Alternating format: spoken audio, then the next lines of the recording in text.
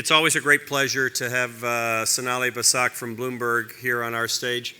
If you're not reading her already, I encourage you to. Sonali, let me turn the floor over to you.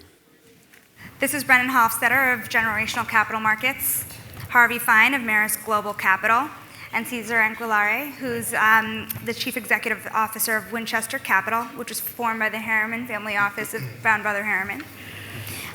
We're supposed to talk to you today about the fourth industrial revolution.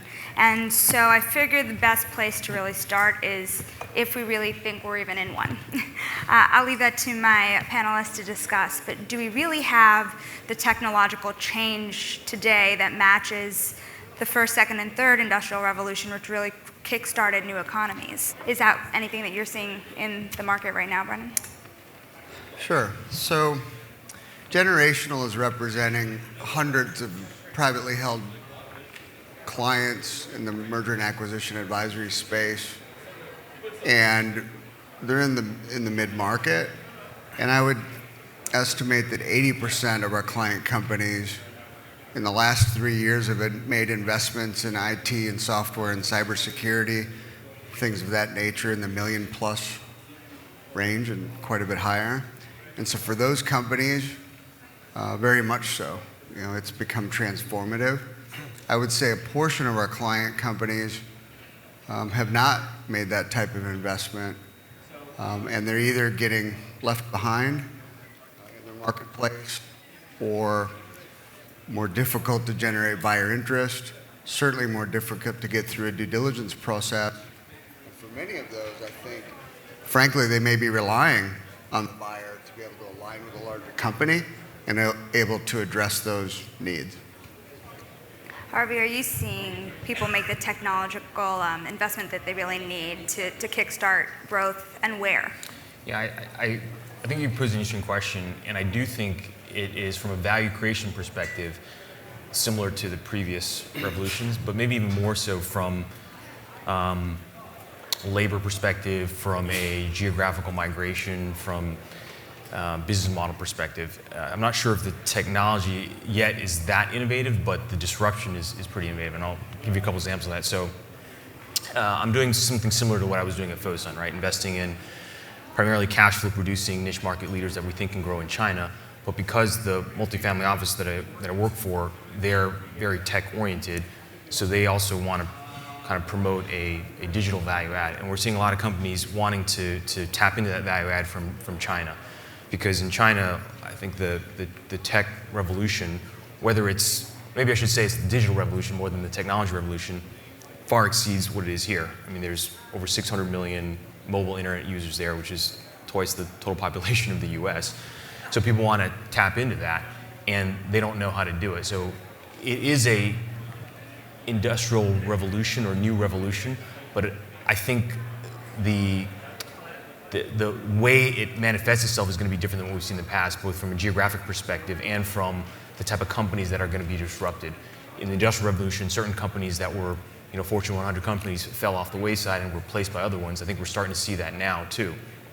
But it's going to be more global in nature, and I think the labor markets are going to have to adapt in a very different way, because it's no longer just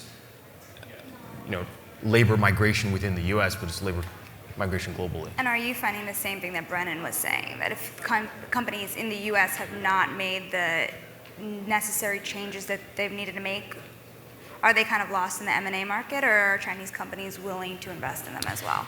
I think I see a little of both, right?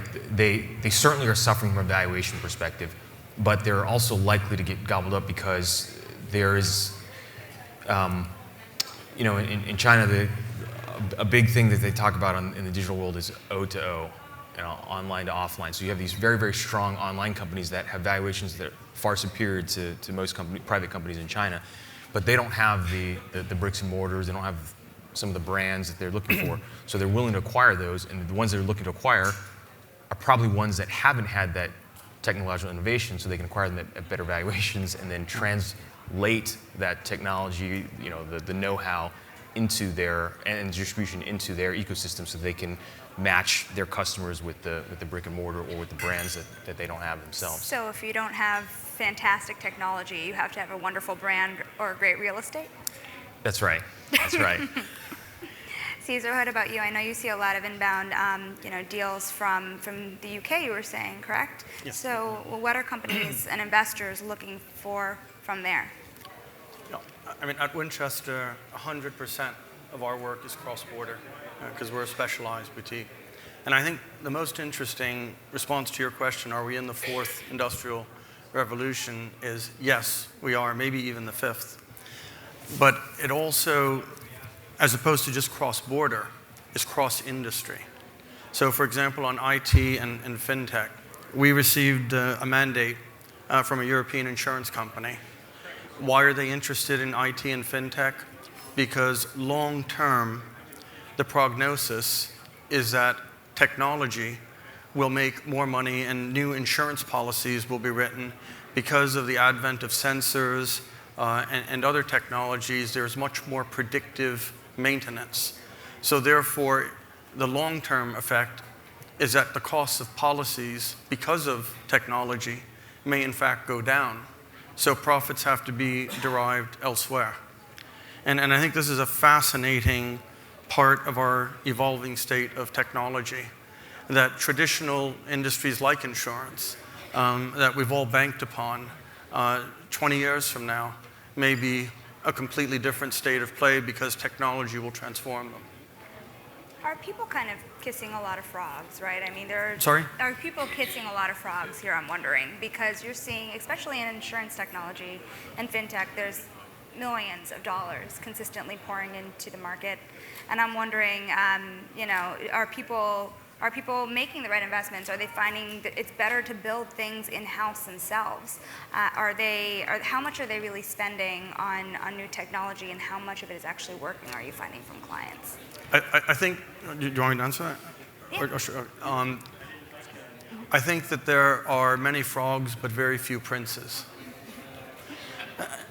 And the situation with many companies is that they will only buy fintech or IT, I'm sure this is your experience as well, if they don't have it in-house and it's not part of their current R&D area.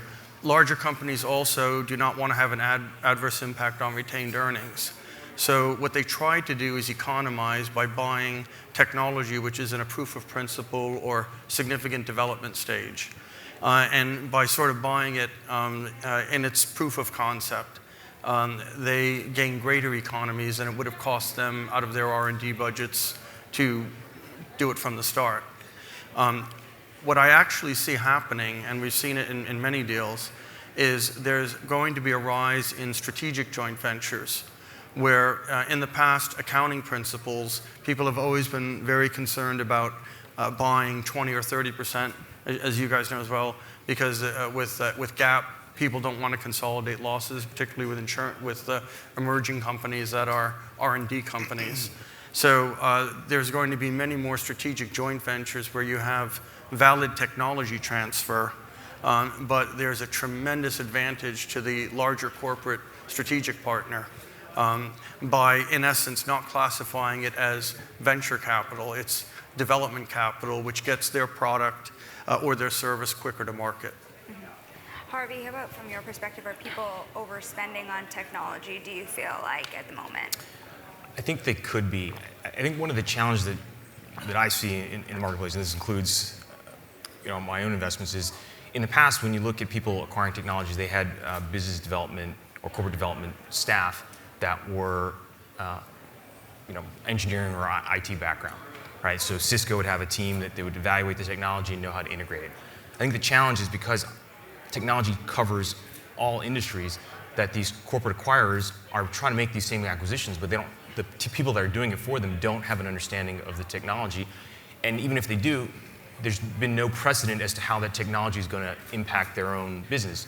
As an example, Walmart buying Jet.com may be a very smart acquisition, but I'm sure the people that led it didn't have the kind of expertise to gauge whether or not it would work. And I think you're seeing more and more of that as people who are worried about getting disrupted offline are trying to buy into technology that can resolve that, and they're not really sure if it can work. So that probably lends itself to overpaying. But I'm maybe in the same boat too. I don't know if those technologies are going to work. So maybe I'm also in that same boat that could potentially overpay. But you sort of need it, because if you don't have it, it's almost better to do something than nothing at all. I have a follow-on for them. Both Caesar and Harvey mentioned something that's very interesting, that they're seeing because of the IT revolution, which includes a broad range of things. They're seeing more cross-industry acquisition. And I'll just give you a quick case study of a transaction that myself and my VP Julio closed last year that was very interesting. They're in the media space with heavy technology emphasis. And the strategic buyer looked at the business and realized that in their cost structure, there was $4 million of expenses that this company was spending on media and IT and software and different services that the buyer itself provided through one of their own subsidiary companies. So there was a strategic advantage for that buyer versus others to acquire this company and immediately create $4 million of purchases going out to another competitor into the buyer in-house. We estimated at about a third margin contribution. And so I think when we at Generational think about the expenses of our client and more of it becoming IT related and software and technology based, we're going through the P&L, understanding where those spends are, and could that open up buyer opportunities in that way. Brennan, I'm also wondering from your experience also, what are some of, we talked about Walmart, and we're hearing a lot about insurance and auto and a lot of old line industries, looking for growth in tech. I'm wondering kind of where you see the most interesting opportunities for disruption and technological change and acquisition. What are some of the more interesting industries that are looking? Well, we've certainly seen an increase. I would answer that question this way. We're a high volume firm, and so we touch on virtually every industry. And what I've noticed in the last 10 years is that more and more of our clients either are or are moving towards a recurring revenue type model, whether it's providing their service with a recurring revenue. And I know that's not exactly technology, but it's what software has done forever, right? Having relationships versus transactions and being able to charge monthly and annual subscriptions and licenses. And we're seeing more and more clients moving that way. And we're seeing the buyer interest for those deals certainly increasing, as is the multiples that they'll pay. What's an example of that in an old line industry? Well, we've had a few commercial service businesses. For example, I had a client providing industrial maintenance into pulp and paper, which is just an old line of business, right? Very labor intensive, but many of those maintenance contracts are milk run type, so they're putting them on long-term contracts where they can better gauge the utilization of manpower and tools and equipment, and they're locking in these contracts, providing good pricing to clients, but long-term manageability for my client company. That's just one example. I think something interesting you brought up too is your buzzword was recurring revenue, and I'm wondering when you guys talk to clients, what are the buzzwords? What's the biggest one? Is it blockchain? Is it IoT? Is it cybersecurity? I mean, what are the biggest topics? And maybe Caesar, you can guide us with this. What are they talking about that's on the cutting edge that they want to embrace? I think recurring revenue is important, but technology and innovation can be the enemy of recurring revenue, because you wake up one morning and somebody has invented the better mousetrap, the more capable piece of technology, which suddenly overtakes you in the marketplace. And then the question is, what's the response? So I think there is far greater emphasis now than ever before in companies that are innovative to be constantly innovative, to not be where they are, but to envision where they should be. And the elements of competition, particularly in fintech and IT, have never been greater. That's true. Maybe, yeah. Chanel, you asked about which industries that we're seeing, or the ones that we're looking at. Two of them are healthcare and retail. And I'll give you an example of a healthcare company that we're looking at, which is, in the old days, it would have been done one way, and now it's being done differently. So they have 3 different types of hardware. One is to make imaging, ultrasound imaging, a lot cheaper. The other is EKG patches, a little simpler, and things like that. And the third is a diagnostic kit that does liquids, blood, saliva, urine samples. So those in and of themselves would be successful businesses, but they choose to give this away almost for free because they're collecting the data, and they're actually, as you mentioned, recurring revenue. It's a software as a service model where they're doing the diagnostic and analytics to provide to the medical professionals what that is, because they realize that my margins on this are so much bigger. So even though they have pretty innovative hardware, they've chosen to focus on the software side because it's much more scalable for growth. And that technology includes machine learning, AI, all this stuff to become more and more advanced as they collect more data. On the retail side, we're seeing the same thing. I'm looking at a company that has a very strong offline brand, but it has very little digital presence, even though there's a good following. So their hope is to attract an investor that can help them, move into that world where it's much more scalable. So they don't need to have the physical shops, but they use their content as a way to sell their products. And again, it's not new technology per se, but it's a new business model that's driven because technology is available to push that content out directly to their customers and to deliver products that are relatively customized to individual customers. I want to flip the question on its head for you also, just because right before we came in to the panel, we were talking about how some of the best technology companies are able to succeed and grow and gain investor interest by old playbooks. And I'm wondering if you can use that example of how you've seen it work for Airbnb or WeWork, who have been able to succeed using very traditional kind of growth strategies. Yeah, you mentioned that, because WeWork, when we looked at it as a potential investment, it was already pretty highly valued, and if you look at it on paper, they're not that different than the old Regus model, right? They have a bunch of real estate that they lease, and they sublease it out to other people at higher rates. Kind of interesting business model, but where they justify their really high valuation is through their technology or secret sauce, that they gather all this data about how successful businesses operate, how their workplace is configured, traffic flow of their employees and things like that, and they go to large corporations who maybe will not be subleasing from them to say, we have this technology, this insight that we can provide to you, and it's almost like a hotel. Instead of like Four Seasons, when they first started out, they owned their own real estate, and they morphed into a management company with the Four Seasons brand and say every Four Seasons is going to look a certain way and feel a certain way. And WeWork is trying to do the same thing, where they say, well, for ABC company, where it's GE or Goldman Sachs, we can manage a certain space for you and give you the best of breed of what we found from all of our companies globally. And that gives them a scalability and the sort of the tech cachet that gives them this very, very high valuation that's hard to justify from its metrics alone. As we were talking about kind of the whole time so far, really, is, all of these investments don't come cheaply.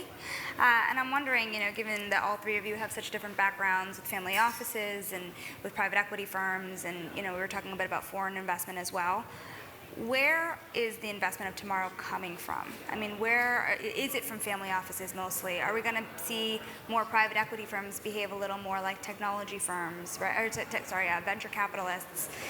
Who is most willing to invest in the companies that seem to have high growth, technology type growth potential? Cesar, do you want to get us started on that? Yeah, I think that we're in one of the most buoyant economic periods in history. If you saw the Financial Times this morning, they say that volatility has never been this good since the 1960s. So there is, without a doubt, at this point, a very high degree of liquidity, both in unspent dry powder from private equity funds and also corporations that have made good profit that are considering reinvestment modes. So I would say that now is the moment, and hopefully will be the moment for the next couple of years, for sourcing that investment. I think the other area that's quite interesting, Harvey and Brendan alluded to, is on disruption of technologies. Because there's existing investment that's gone in technologies that can be transformational. In a case study, years ago, we made an investment in a company called Vibrometrics, which made sensors. And the Harriman family have always been very patriotic. These were sensors that were put in the skin of our submarines, and British submarines, to ensure that we could hear the Russians a long time underwater before they could ever hear us. That same technology was used in pediatrics, because when cardiology takes place and they have to operate on an infant's heart, they need to be able to monitor blood flow. So the same super sensitive sensors were used with children, and eventually a Japanese firm, Fukuda Denshi, bought the technology for use in monitors. In that case, it wasn't investment that was required. It was just a new application of the existing technology that saved military lives and then children's lives. Wow, very cool. Brennan, do you want to talk about where you're seeing a little most of the investment coming from among? Well, so Generational, we represent sellers. We give a very exhaustive approach, so it's going to be deal specific. But I would make maybe a last comment on another trend we're seeing relating to technology. You know, we're talking about this in the context of M&A transactions. And in order to get an M&A transaction done, you have to get through due diligence. And 15 years ago, the four cornerstones were operations and financial and legal and environmental, with many subtopics underneath each. But nowadays, IT is the fifth cornerstone that we see, where buyers are taking very deep dives into the company's IT, especially if it's a software firm, where they're hiring outside experts to perform code audits, make sure that our clients actually own all the IP, make sure that they've got client sign-off, they've got sign-offs from past and current employees, subcontractors and contractors that have worked on the technologies. That can trip up a lot of small private businesses that have been fighting so hard to stay up with competition and haven't really documented their system and their IP as well as they should. You know, have they had lawsuits? Have there been patent trolls active in their space? All of these questions we didn't deal with 10 and 15 years ago are now front and center with buyer due diligence on virtually every kind of company, but especially if they're software and technology related. Just one more question also on, what kinds of buyers are out there in the world. Cesar had mentioned too that there's so much dry powder, right? I mean, we're in a record fundraising year right now. Is the fact that there is so much private equity capital out there, what does that mean for strategics, and what does it mean for corporate purchase volumes in technology businesses? Harvey, do you want to get started? Sure. I do think there's a change in where capital is coming from. As you said, it's going to become more global because businesses are more global. I think there's also a concentration of wealth in several areas. One is in private equity. So the large private equity players are now raising 10, 15, $20 billion funds. So there's more getting sucked up to them. Family offices are becoming multi-family offices because there's economies of scale for that. And you have people like the SoftBank Vision Fund, which is just, even outsized sizes. Because of that, I think they have to chase yield, so they're going to play across the investment spectrum. You have TPG investing in Uber, and even though it's more of a venture investment when they made it, but they're doing private equity size investments in those sectors. I mean, even for me, when I was at Fosun, we invested in Alibaba in a pre-IPO round, but at that time it was already generating several $100 million of cash flow. So it was really a private equity opportunity, but the people that we sat with in the capital structure were everything from family offices to venture capital, because everyone was chasing those good deals. It didn't quite fit their mandate because it was a private equity opportunity. It didn't quite fit our mandate because it was a venture opportunity, but you did it because you knew that was going to be the next big success.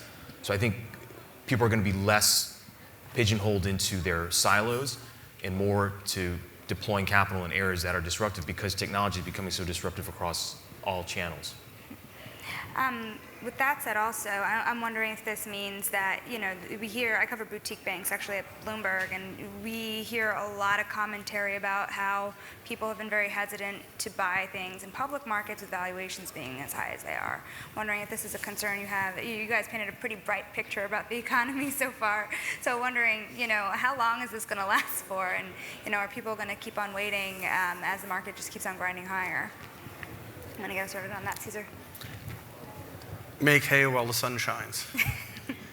I don't think by any means the buoyancy in the markets that we're experiencing is fleeting. 2018 is now forecast to be one of the best IPO years in a long time. The pipelines are extremely strong in London and New York. I do think that one has to be much more adaptable to change.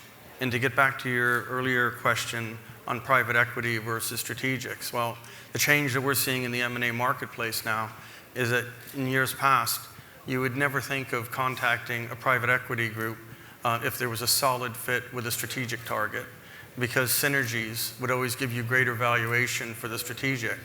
That's now been overtaken by a new generation in private equity groups, because some of the traditional funds that were 10-year limited partnerships are much more evergreen, especially the ones with family office money in nature.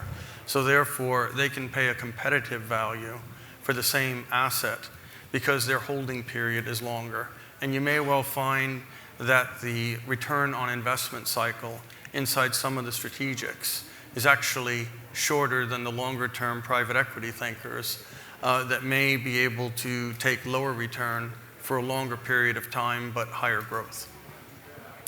One of my favorite questions also is, given there's so much private equity capital, and even beyond that, so much family office capital, and then, sovereign wealth money now also kind of playing in the private equity pool. Do you think with all of that private capital that there needs to be a stock market in 50 years? Do you think that, private is, and that, I know that's very theoretical, but do you think that private is the way to go? Are people finding more ways to stay private? It's a great question.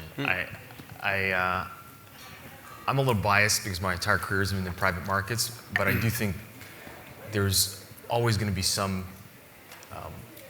market for public securities, and partly because it allows you to aggregate so much money so quickly versus more concentrated bets. And there are going to be companies that prefer to have a diverse group of investors as opposed to a few concentrated ones, which is the way that the private investors are going to go.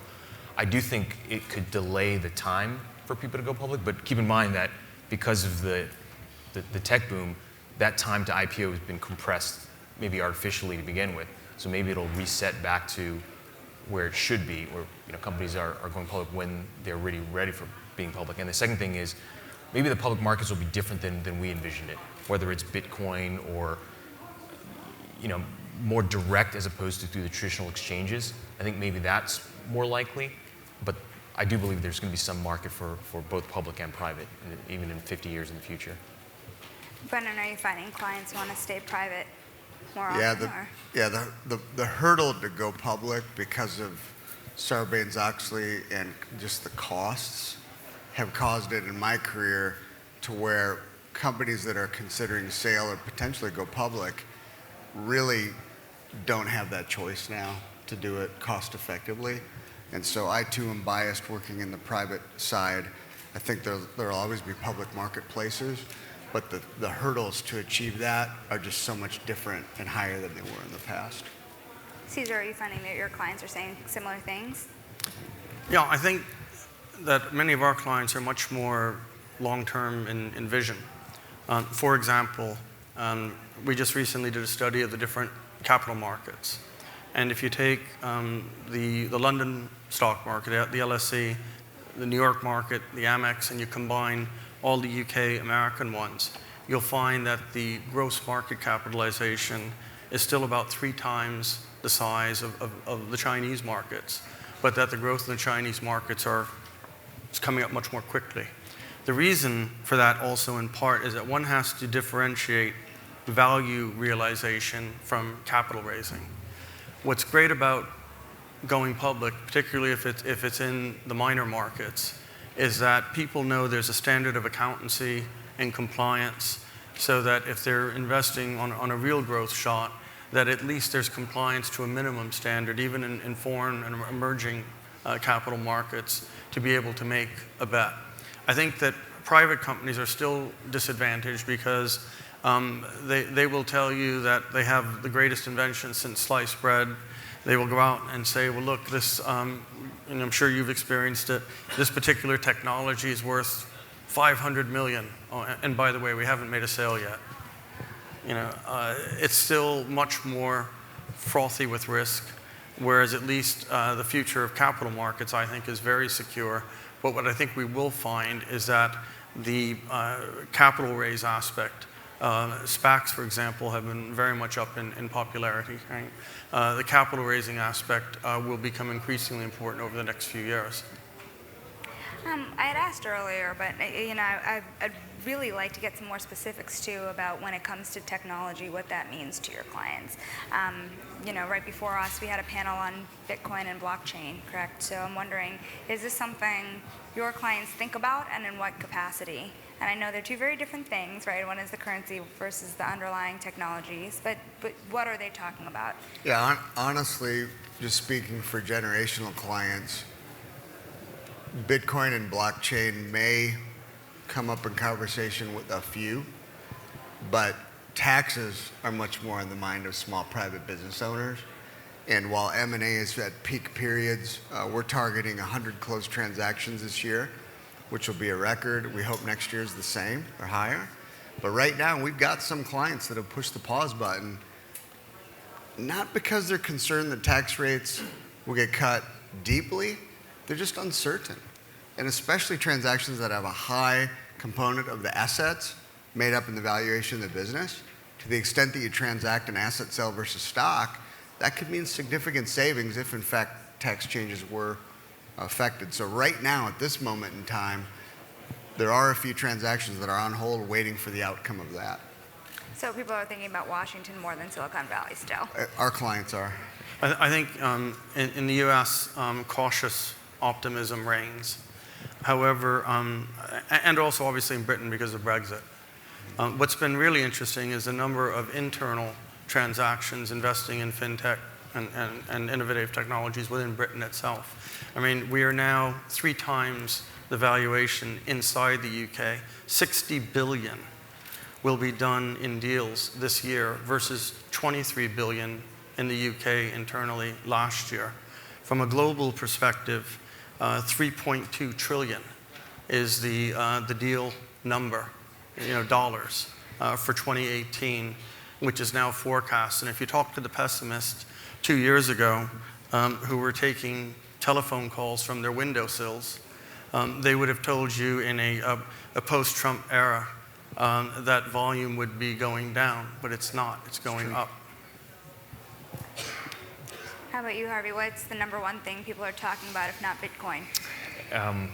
On the technology side, because we're a private equity investor, we're not as focused on investing in technology itself, but how technology can benefit more traditional companies. So a lot of it is around machine learning. How can we serve our customers better or get to our target consumers more accurately and more cost effectively through these sort of algorithms? And again, it's funny how it goes across multiple industries, but it's the same thing. How do we sell better to our customers? How do we do it more cheaply? Guys, well, time is up. I want to say thank you to our panelists who made the last hour go by so quickly. It was nice meeting you all too, and I'm happy to say hello after as well. And thank you guys for taking time with us today.